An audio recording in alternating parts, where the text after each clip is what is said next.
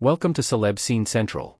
It wasn't until about 10 a.m. Pacific time on Saturday that Disney's distribution team realized the near impossible was within reach. Deadpool and Wolverine was going to cross the $200 million mark in its domestic opening, an unimaginable feat for an R-rated pick. Case in point, the biggest R-rated opening until now was the $133.7 million collected by the first Deadpool in 2016. By Sunday morning, the news was official. The Marvel Studios movie opened to an estimated $205 million, the eighth biggest debut of all time among any film and by far the biggest launch for an R-rated film, not adjusted for inflation. It only got better from there. Traffic was bigger than expected, pushing the final opening number to $211 million, the sixth biggest launch of all time in North America.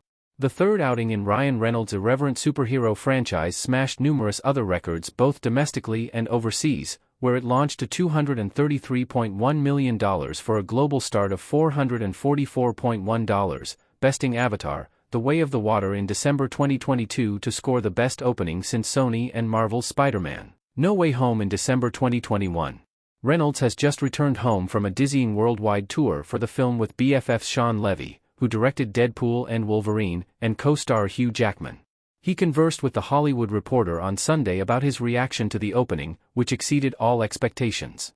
Most thought it could only get to $175 million to $180 million because of the rating, although one Disney insider says the studio was aware it had a shot at hitting $200 million, provided it got the required foot traffic. Reynolds has his own theory about its success. Disney probably doesn't want me to frame it this way, but I've always thought of Deadpool and Wolverine as the first Quadrant, R-rated film, Reynolds tells THR. Yes, it's rated R, but we set out to make a movie with enough laughs, action and heart to appeal to everyone, whether you're a comic book movie fan or not. There's reason why Disney and others may bristle at labeling it a Quadrant film, which generally is reserved for movies that work equally for males and females over and under 25. After all, it is perhaps the most violent and bloody Deadpool movie yet. Still, here's evidence to back up Reynolds' theory that it's playing to a broader audience than the usual MCU movie, even if it's skewing male by anywhere from 60 to 63%. So far, 13.6 million people have bought tickets to see it, on par with last year's Barbie, which was rated PG-13, according to Steve Buck's leading research firm Intelligence. That's the most foot traffic ever for an R-rated movie. More tellingly, 11% of the audience was under 17. R-rated films typically only have 5%, according to Buck's outfit.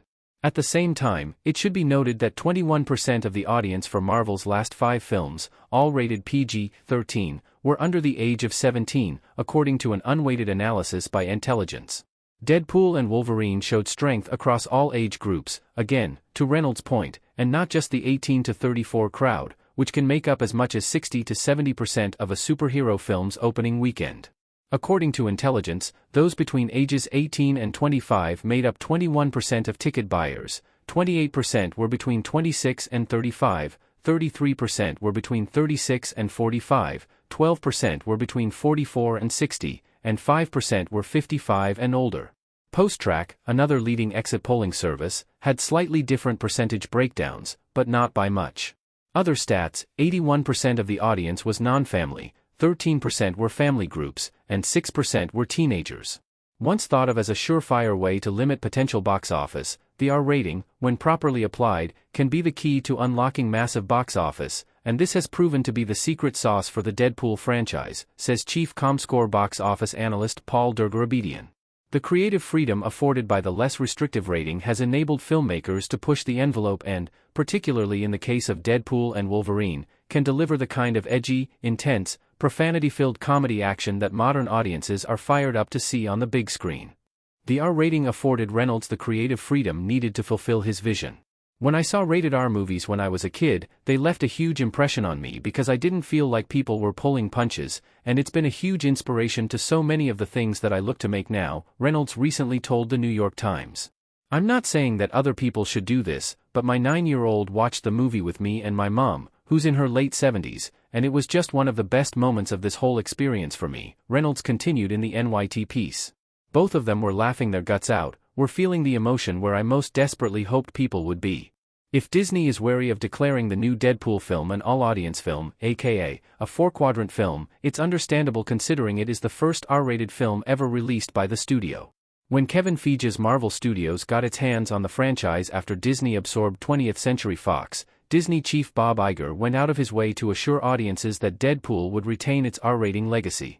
For Reynolds, it's been a long journey since Deadpool 2 was released by Fox in 2018, between the Disney-Fox merger, the pandemic and then the strikes, which shut down production for months. The movie, in fact, is replete with references to the Fox-Marvel handover and its implications. I've been in some form of writing, producing, performing, editing and marketing of Deadpool and Wolverine for 3 years. I'd say it's hard work, but it's closer to obsession. The privilege and honor of making a movie with two of my closest friends in Sean Levy and Hugh Jackman is never lost on me, Reynolds tells THR. Neither is the obscene talent and competence of a ruthlessly devoted post-production team. Among additional records domestically, the film is the top opening ever for Reynolds, Levy and Jackman and the 5th biggest superhero launch.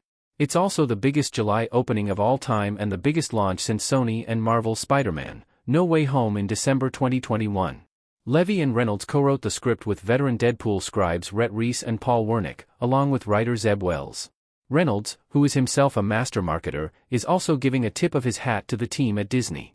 The star tells THR, witnessing the prowess of Marvel/Disney's promotional machine under Kevin Feige, Louis Desposito and Asad Ayaz was a learning experience I'll never forget.